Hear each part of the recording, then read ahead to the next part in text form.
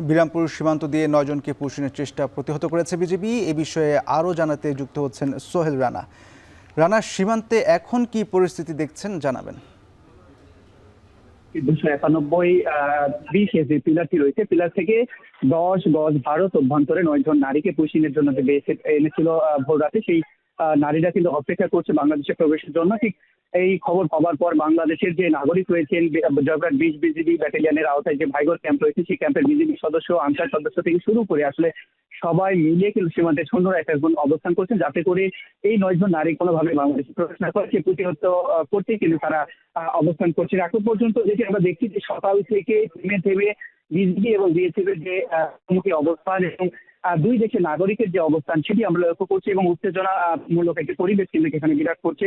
এবং বিজিবির পক্ষ থেকে বারবার যোগাযোগ করা হলেও বিজিবির পক্ষ থেকে কিন্তু কোনো ধরনের বক্তব্য পাওয়া যায়নি। আনুষ্ঠানিক কিনা তাদের বৈঠকের মাধ্যমে সিদ্ধান্ত আসবে কিনা সে বিষয়ে কোনো আমরা আনুষ্ঠানিক বক্তব্য পাইনি। আরেকটি বিষয় হচ্ছে, সেটি আমরা যখন সীমান্তের ঠিক শূন্যরেখা থেকে বাংলাদেশ করছিলাম, ঠিক সেই সময় কিন্তু এই যে পুষিনের অপেক্ষায় থাকা যে 9 জন নারী রয়েছে, তারা কিন্তু সেখান থেকে চিল্লা তারা নিজেদেরকে বাংলাদেশি নাগরিক বলে দাবি করছেন।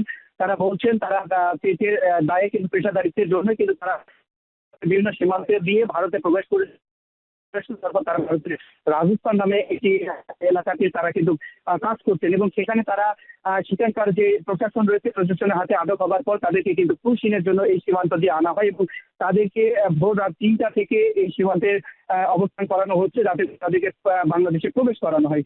সেই জন্য কিন্তু তাদেরকে অবস্থান করানো হচ্ছে। সেটি কিন্তু প্রতিহত করেছে যারা কিন্তু নাগরিক রয়েছেন, তারা রয়েছেন লাঠি হাতে কিন্তু প্রতিহত করছেন, সবাই কিন্তু প্রতিহত করছে। এখন পর্যন্ত যে দৃশ্যটি আমরা দেখছি, সেটি সীমান্তে বিজিবি এবং বিএসএফ এর যে সদস্য সংখ্যা সেটি বাড়ানো হয়েছে এবং এই 9 জন নারী কিন্তু এখনো সীমান্তের যে শূন্যরেখা থেকে ভারতের যে 10 গজ অভ্যন্তর, সেখানে কিন্তু অপেক্ষা করছে তারা বাংলাদেশ এবং বারবার তারা কিন্তু বাংলাদেশে প্রবেশ করার চেষ্টা করছে হয়েছে।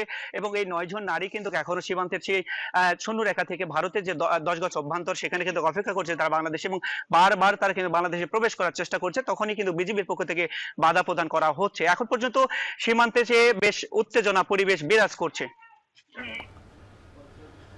বিরামপুর সীমান্ত থেকে সীমান্তের সার্বিক পরিস্থিতি জানাচ্ছিলেন সোহেল রানা।